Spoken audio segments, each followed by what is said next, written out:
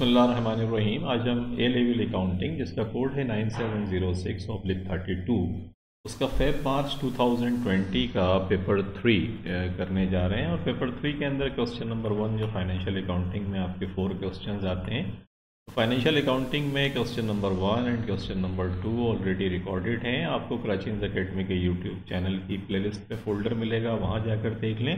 इसके अलावा 2021 जो है उसके फेब मार्च और मई जून के पेपर्स जो हैं वो भी अवेलेबल हैं आपकी प्रैक्टिस के लिए। आज हम अपने लेक्चर का स्टार्ट क्वेश्चन नंबर 3 से करेंगे और क्वेश्चन नंबर 3 के अंदर देखते हैं कि वो क्या पूछता है। कहता है कि Ahmed and Umar were sole traders in the same trade, कि ये सोल ट्रेडर्स थे, इंडिपेंडेंटली अपने बिजनेसेस रन कर रहे थे। They decided to merge their businesses to form a partnership on 1st January 2020। उन्होंने फैसला किया कि वो मर्ज करेंगे अपने बिजनेसेस को। अभी अपने बिजनेस एक्विजिशन से रिलेटेड सवालात करे हैं प्रीवियसली। वो बिजनेस एक्विजिशन था कि एक कंपनी जो है वो बिजनेस एक्वायर कर रही है। ये दो इंडिविजुअल्स हैं जो अपना इंडिविजुअली अपने बिजनेसेस रन कर रहे थे। उन्होंने कहा कि हम अपने बिजनेसेस को मिला के और पार्टनरशिप फॉर्म कर लेते हैं। तो दिस काइंड ऑफ जो मिला रहे हैं ये बिज़नेस को, पार्टनरशिप फॉर्म कर रहे हैं, उसको मर्जर कहते हैं। तो ये मर्जर से रिलेटेड क्वेश्चंस हैं और ये आपके सिलेबस का पार्ट भी है। The books of account of Ahmed and Umar had the following balances of assets and liabilities at 1st January 2020। 1st Jan 2020 को इनके ये बैलेंसेज दिए हुए थे। बैलेंसेस में उमर के बैलेंसेस दिए हुए हैं, प्लांट एंड इक्विपमेंट आपको दिया हुआ था, मोटर व्हीकल्स दी हुई है, इन्वेंट्रीज हैं, ये इनकी बुक वैल्यूज हैं। याद रखिएगा जो भी स्टेटमेंट ऑफ फाइनेंशियल पोजीशन जो है, जो इन दोनों के इंडिविजुअल ये एसेट्स और लाइबिलिटीज़ आपको दी हुई हैं। ट्रेड रिसीवेबल है, ट्रेड पेबल है, बैंक ओवरड्राफ्ट है। इसी तरीके से उमर का मामला है। The following was also agreed, ये चीज़ें एग्रीड हुई हैं। क्या हुई हैं? The value of each sole traders business at 1st January 2020 were, कि इनकी जो एग्रीड वैल्यू जो इनके बिजनेसेस की एग्रीड हुई है कि जो अहमद का जो बिज़नेस है वो 400,000 का है और उमर जो है उसका 300,000 का है। तो हर पार्टनर की जो बिज़नेस है उसकी जो वैल्यूएशन इन्होंने करी है वो ये करी है कि अहमद जो है वो इंटाइटल्ड है 400,000 का और उमर इंटाइटल्ड है 300,000 का। The partnership would take over all the assets and liabilities of both businesses at the following values, कि इन वैल्यूज़ के ऊपर जो है एसेट्स एंड लाइबिलिटीज़ को नई पार्टनरशिप के अंदर लिया जाएगा। देखिए याद करिए कि रखिएगा कि जो भी एग्रीड वैल्यू हो, एक्चुअली रिकॉर्डिंग आप वहाँ से कीजिएगा। दो चीज़ें बड़ी इंपॉर्टेंट होती हैं कि एक तो ये कि हम दे क्या रहे हैं इस पार्टनरशिप के अंदर। देखें देने वाली चीज़ क्या हो गई कि इन दोनों ने एग्रीड किया कि इनकी जो बिज़नेस की वैल्यूएशन है वो इस हिसाब से आ गई। अब बिज़नेस की वैल्यूएशन अगर इस हिसाब से आ गई, लेकिन आ क्या रहा है? As an accountant I told you many times whenever you are doing the accounting, और जो भी आप सवाल कर रहे हैं, अब अपने आप को अकाउंटेंट एज्यूम करें कि you are the accountant of this business. तो आप ये समझें कि ये बिजनेस पार्टनरशिप जो फॉर्मेशन हुई है इसके आप अकाउंटेंट हैं। तो एक्चुअली आपके पास आप किस बात से कंसर्न होंगे, आप क्या सोचेंगे? तो आपको सोचना ये चाहिए कि यार जो एग्रीड वैल्यू है ये वैल्यूज़ तो उनकी इंडिपेंडेंट जो सवाल के शुरू में दी हुई है इनकी इंडिविजुअल बिजनेसेस की वैल्यू है कि प्लांट एंड इक्विपमेंट वहाँ पे $203,000 का था और उमर का जो है $134,000 का था। लेकिन जो एग्रीड वैल्यू है वो देखें यहाँ 230,000 है, यहाँ पर 203,000 थी।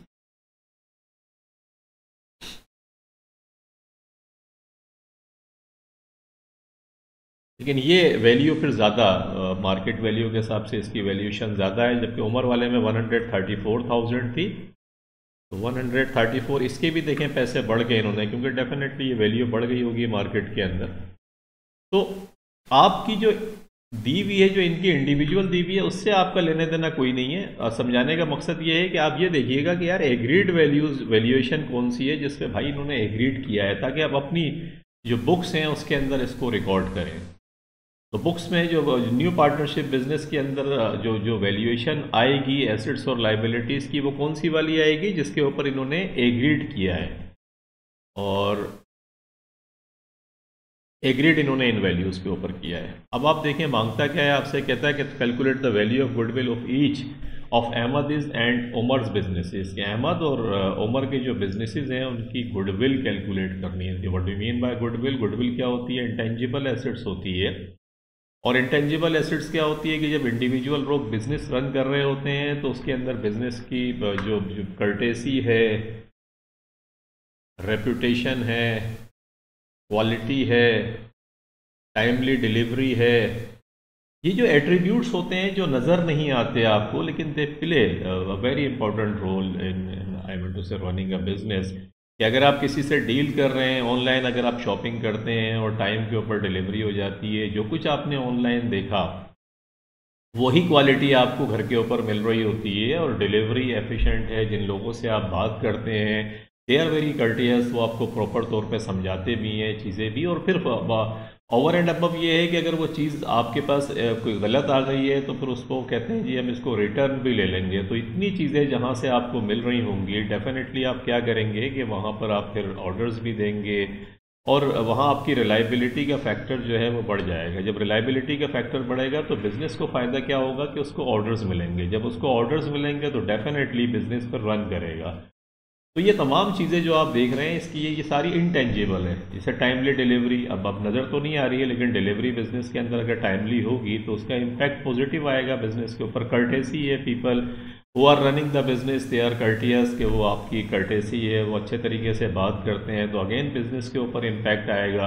रेपुटेशन आपकी बिल्ड होगी और आपकी जो क्वालिटी प्रोडक्ट की अच्छी है। तो ये तमाम वो चीज़ें हैं जो बिजनेस की को बिज़नेस में इंक्रीज़ का सबब बनती हैं। आपके पास रेवेन्यू अच्छा जनरेट होता है, आपका बिज़नेस अच्छे तरीके से चल रहा होता है एंड यू मेक मनी। ये तमाम चीज़ें जो हैं इंटेंजिबल एसेट्स, ये गुडविल कहलाते हैं।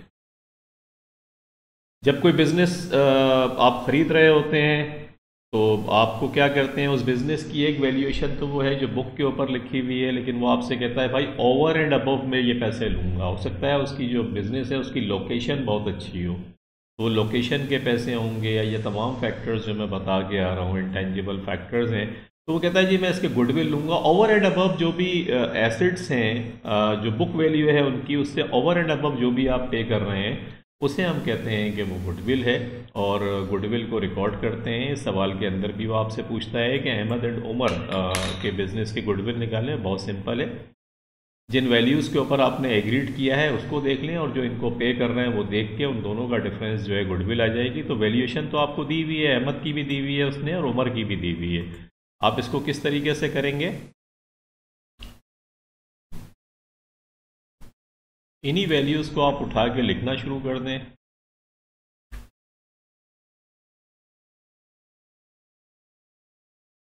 देखिए ये अहमद एंड उमर आ गए। अहमद एंड उमर के जो चीज़ें एग्रीड वैल्यू, जैसे प्लांट एंड इक्विपमेंट 230,000 तो 230,000, 71,000, 52,500, 58,000 जो है ट्रेड रिसीवेबल का है।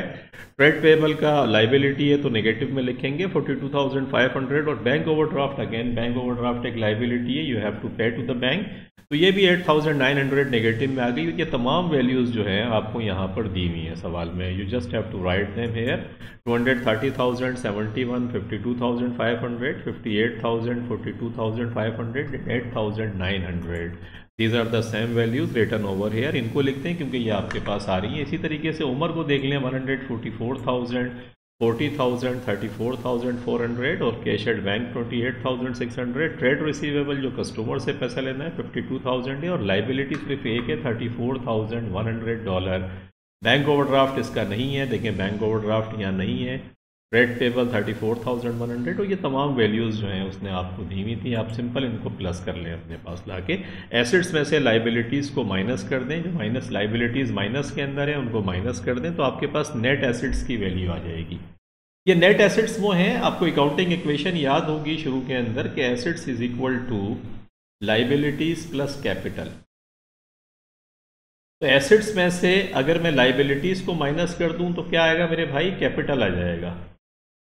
तो एसेट्स में से लाइबिलिटीज़, ये मेरे एसेट्स थे, इसमें से इन लाइबिलिटीज़ को मैंने माइनस किया तो ये कैपिटल की वैल्यू आ गई बुक के हिसाब से जो हमने एग्रीड किया है। लेकिन ऐसा है ही नहीं। हमने जो वैल्यूएशन इनकी करी है वो क्या करी है, हमने कहा है कि अहमद की वैल्यूएशन बिजनेस की 400,000 है और उमर की कितनी है 300,000।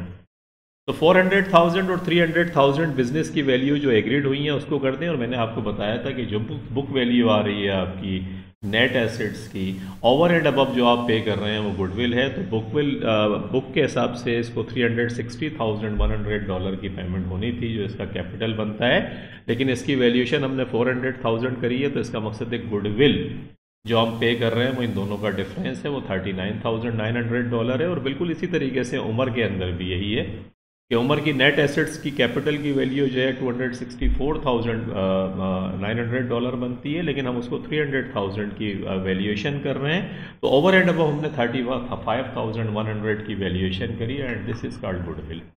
गुडविल आपने कैलकुलेट कर ली इस तरीके से।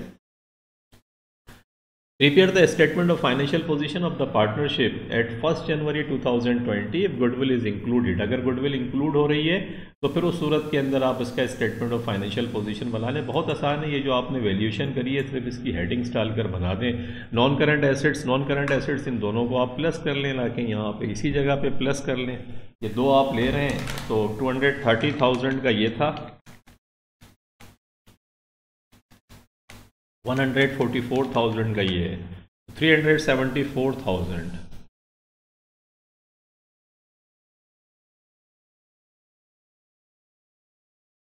ये 374,000 आप देखें, ये लिखा हुआ आ गया आपके पास 300, ये हेडिंग लगाई non current assets plant and equipment 374,000।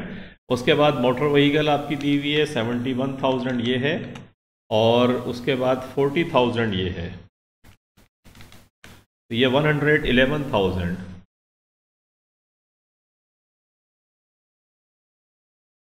ये 111,000 देखें ये आपके पास आ गया। मोटर व्हीकल दिया हुआ है। गुडविल आपने कैलकुलेट ऊपर करके आ रहे हैं। ये गुडविल जो है ये भी इंटेंजिबल एसेट्स हैं, नॉन करंट एसेट्स के अंदर ही इसको प्रेजेंट करते हैं। और जैसे नॉन करंट एसेट्स का डेप्रिसिएशन निकलता है तो गुडविल को इसकी क्योंकि गुडविल का बेनिफिट्स एक सर्टेन पीरियड तक आपको मिलता है बिजनेस में, उसके बाद डेफिनेटली फिर आप आ जाते हैं। अगर आप अच्छा परफॉर्म करेंगे तो रेपुटेशन अच्छी रहेगी, अगर आप परफॉर्मेंस नहीं करेंगे तो बिजनेस फिर ख़राब हो जाएगा आपका। तो वो जो गुडविल आपने एक्वायर करी है जिसको आप ओवर एंड अबव पे कर रहे हैं वो एक सर्टेन पीरियड तक आपको फ़ायदा पहुँचाएगी। ब्रांड नेम है, लोग आएंगे, अगर उन्हें वही सर्विसेज जो पहले मिल रही थी वो मिल रही हैं तो business will grow, otherwise business will go and to say declining. तो फिर उस सूरत के अंदर क्या होता है, एक सर्टेन पीरियड के लिए हम गुडविल को रिकॉर्ड करते हैं और इसको एमोटाइज करते हैं। हर साल इसकी वैल्यू इम्पेयरमेंट में आ रही होती है, कम हो रही होती है, तो इसलिए इसको नॉन करंट एसेट्स के अंदर प्रेजेंट करते हैं। समझाने का मकसद ये है मेरे भाई।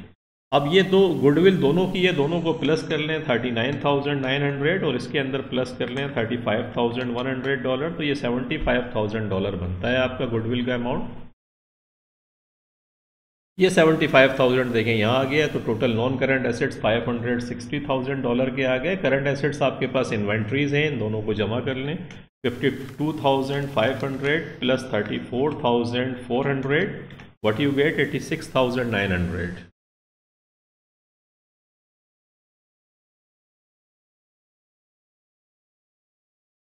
86,900 की आप देख लेंगे यहाँ पे ये आ गया, इन्वेंट्रीज आ गई। इन्वेंट्रीज के बाद ट्रेड रिसीवेबल जो कस्टमर से आपको पैसा रिसीव करना है वो यहाँ आ गया। 58,000 ये था और 52,000 एक है, तो $110,000।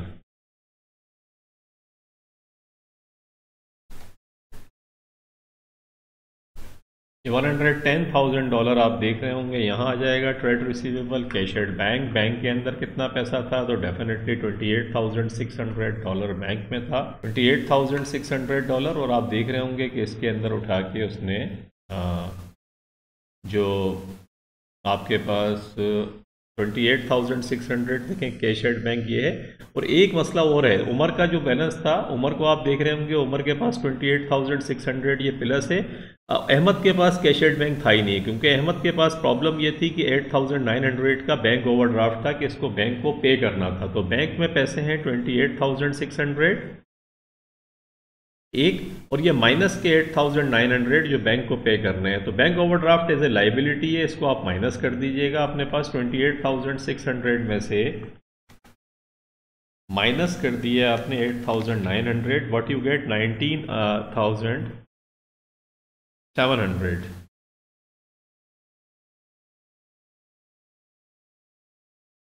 तो 19,700 ओवरड्राफ्ट का ये ट्रिकी पॉइंट्स है, थोड़ा सा आप मिस नहीं कीजिएगा, याद रखिएगा कैश एट बैंक जो भी है और दूसरा पार्टनर है अगर उसका माइनस में ओवरड्राफ्ट है तो माइनस करके कैश एट बैंक लिखिएगा। तो ये देखें कैश एट बैंक 19,700 आपके पास आ गया। ये करंट एसेट्स और नॉन करंट एसेट्स दोनों को आपने प्लस किया, you got the total assets $776,600। ये आपके पास आ गए। कैपिटल एंड लाइबिलिटीज़ में देखें इन दोनों की जो कैपिटल है, जो वैल्यूएशन इनकी की थी वही इनके कैपिटल हैं। तो अहमद का कैपिटल 400,000 है और उमर का कैपिटल जो है वो 300,000 है। ये सवाल के अंदर दिया था हमें उसने कि इनकी वैल्यूएशन ये करी है, वही इनका कैपिटल था। और करंट लाइबिलिटीज़ जो हैं आपके पास, लाइबिलिटीज़ पूरे क्वेश्चन के अंदर लाइबिलिटी बैंक ओवरड्राफ्ट को हमने प्लस माइनस करके कैंसिल कर दिया है। ट्रेड पेएबल अलबत्ता आपकी लाइबिलिटी है, वो है $42,500 और प्लस $34,100, व्हाट यू गेट $76,600।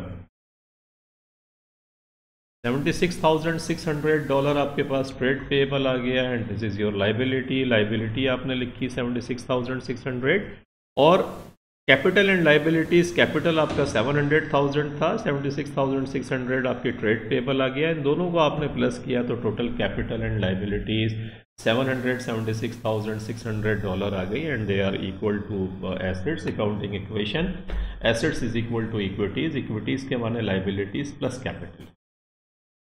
तो ये आपने देखा कि इसके अंदर जो ट्रिकी पॉइंट्स था कुछ नहीं, स्ट्रेट फॉरवर्ड सिर्फ गुडविल को प्रेजेंट करना था नॉन करंट एसेट्स के अंदर। बैंक ओवरड्राफ्ट को कैश जो एड बैंक में से माइनस करके लिखनी थी फिगर, और वैल्यूएशन वाली जो फिगर थी वो फिर कैपिटल की फिगर थी। तो स्टेटमेंट ऑफ फाइनेंशियल पोजीशन आपने इस तरीके से बना लिया है इसका।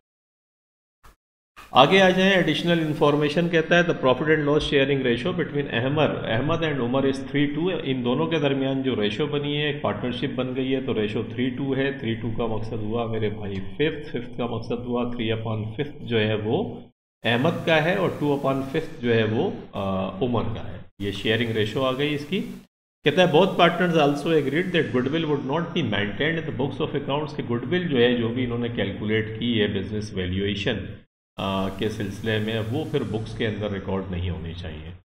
तो calculate the capital account balance of each partners after goodwill is eliminated. जब गुडविल एलिमिनेट हो जाएगी तो उस सूरत में इनके जो कैपिटल हैं वो क्या होंगे। तो देखें, गुडविल को जब हम एलिमिनेट करते हैं तो उसका तरीका ये होता है कि पार्टनर्स के कैपिटल को डेबिट कर देते हैं और गुडविल को क्रेडिट करते हैं, क्योंकि गुडविल तो आपके पास डेबिट के अंदर मौजूद है, रिकॉर्ड हुई हुई है। इसको एलिमिनेट करने का मकसद है इसको क्रेडिट किया जाए, इसको क्रेडिट करने का मकसद है कि इन दोनों के कैपिटल को डेबिट किया जाए। तो गुडविल 75,000 की हमारे पास गुडविल है।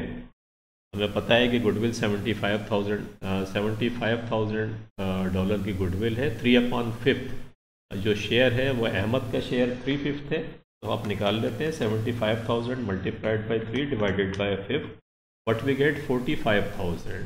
ये अहमद हो गया और इसी $75,000 का 2/5 निकाल लें। तो इसका 2/5 जो है ये बनेगा 30,000। तो 34 ये हो गया आपके पास। देखिए अहमद का कैपिटल जो है वो कितना था, ये कैपिटल दे रहा है अहमद का कैपिटल 400,000 था। इसमें से गुडविल के, अब जो गुडविल कैंसिल हम कर रहे हैं उसके 45,000 आप माइनस करते हैं इसमें से। तो अहमद के 400,000 में से 45,000 माइनस करते हैं, 355,000 ये अहमद का कैपिटल बाकी बचेगा। इसी तरीके से जो उमर था उसका 300,000 कैपिटल था,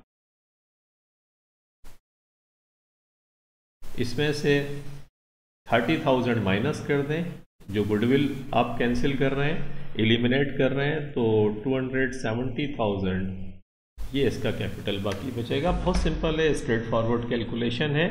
नई जो रेशो आपकी दी हुई है उस रेशो पे इसको कर दें और उनके कैपिटल जो आपको पता है उसमें से माइनस कर दें।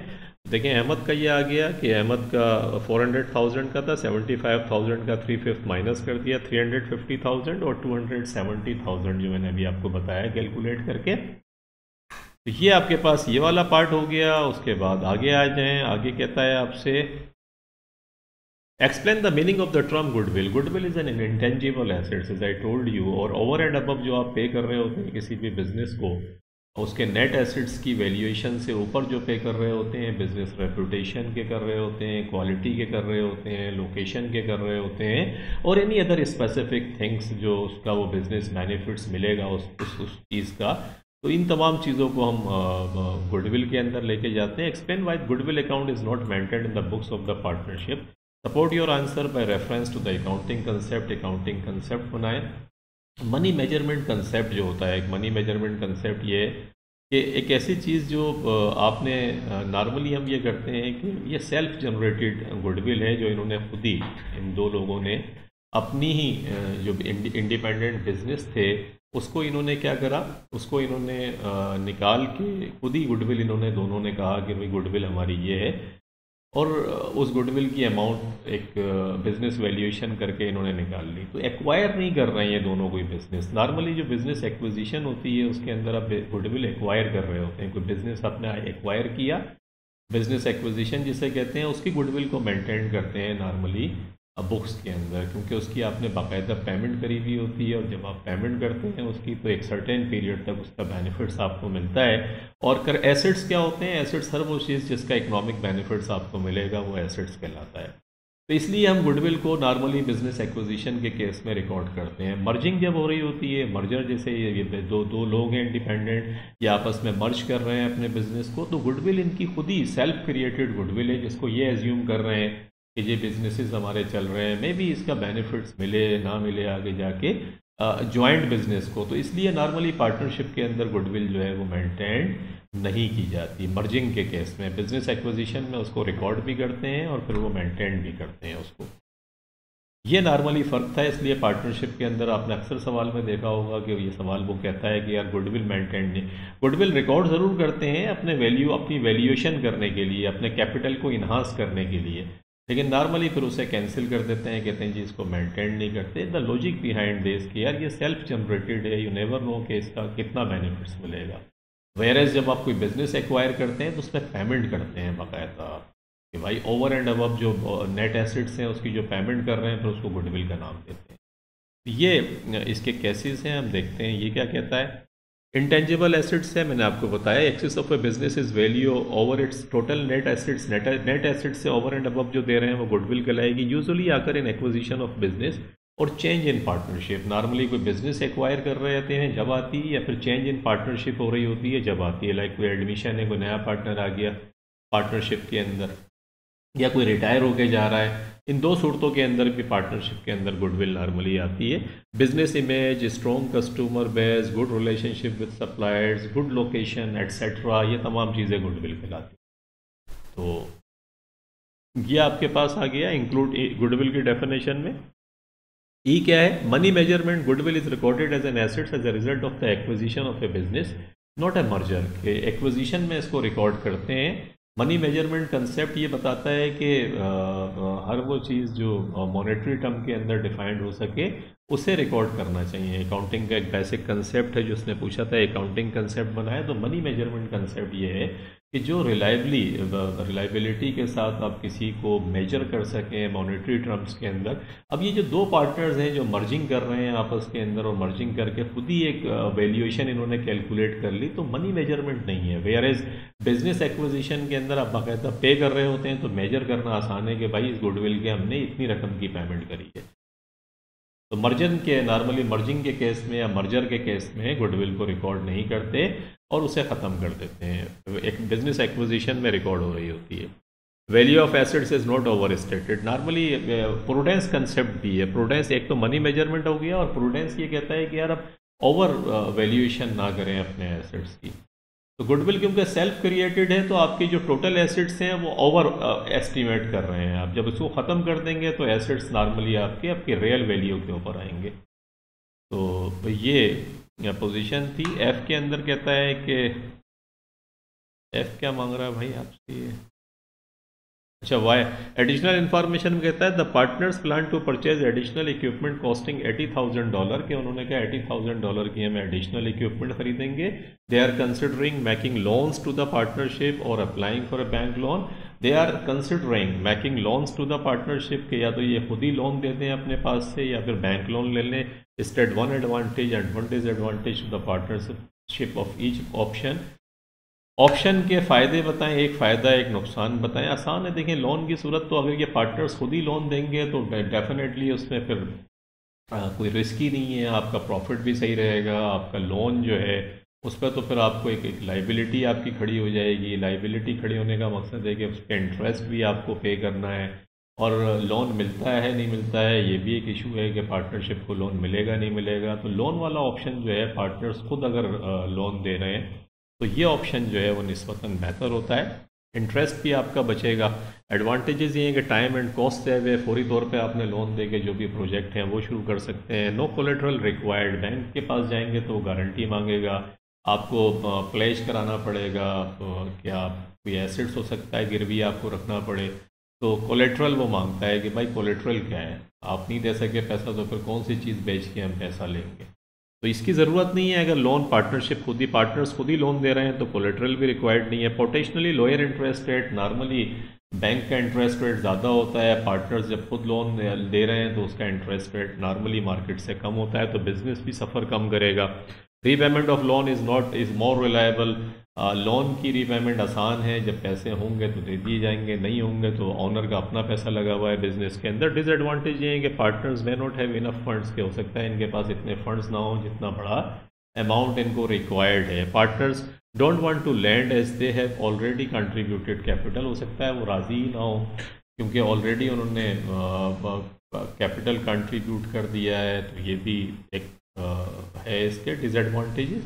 बैंक लोन का एडवांटेजेस ये है कि interest rate is the market rate which is objective, कि इंटरेस्ट रेट जो है वो मार्केट रेट है, मार्केट के ऊपर पैसा आप उठाएंगे तो उससे ओवर एंड अबव कोई आपके पास आइडियाज़ हैं जो आप इम्प्लीमेंट करने जा रहे हैं, कोई ऐसी चीज़ शुरू करने जा रहे हैं जो आपको इंटरेस्ट रेट जो मार्केट में चल रहा है उससे ज़्यादा कमा कर देगी तो फिर डेफिनेटली आप इसकी तरफ जाएंगे। तो इंटरेस्ट रेट जो चल रहा होता है वो भी बड़ा इंडिकेटर है आपको समझाने के लिए कि आप जो बिज़नेस करने जा रहे हैं कम से कम इससे ऊपर तो कमाएं। तो may be able to raise more money के आप हो सकता है बैंक लोन से जो पैसा आया तो इससे आपका बिजनेस रन करे और आप बहुत ज़्यादा पैसे और कमा लें और अर्न करें उस प्रोजेक्ट से। डिसएडवांटेजेस हैं कि लोन इंटरेस्ट हायर होगा, कोलेट्रल में भी रिक्वायर्ड कि कोलेट्रल आपको देना पड़ेगा कि कौन सी चीज़ बिकेगी अगर ये लोन पे नहीं हुआ, प्लेजिंग कैसे प्लेज करना। अप्लीकेशन फॉर लोन में भी कॉस्टली टाइम कंज्यूमिंग, अप्लीकेशन करेंगे बैंक वाला आएगा फिर टाइम कंज्यूमिंग एक्सरसाइज है, फौरी तौर पे लोन आपका सैंक्शन भी नहीं होगा। बैंक में टर्न डाउन द अप्लीकेशन, हो सकता है आखिरी वक्तों में बैंक जो है वो आपको लोन ना दे, ये भी हो सकता है। बहुत बिजनेस है the business is perceived as risky as long term liabilities increase, और जब लोन ज़्यादा होता है किसी बिज़नेस के अंदर तो वो रिस्की बिज़नेस हो जाता है क्योंकि मालिक का पैसा कम लगा हुआ है और लोन ज़्यादा है, तो आहिस्ता आहिस्ता जो है वो फिर जिनका पैसा होता है वो डोमिनेट करने लगते हैं बिज़नेस को।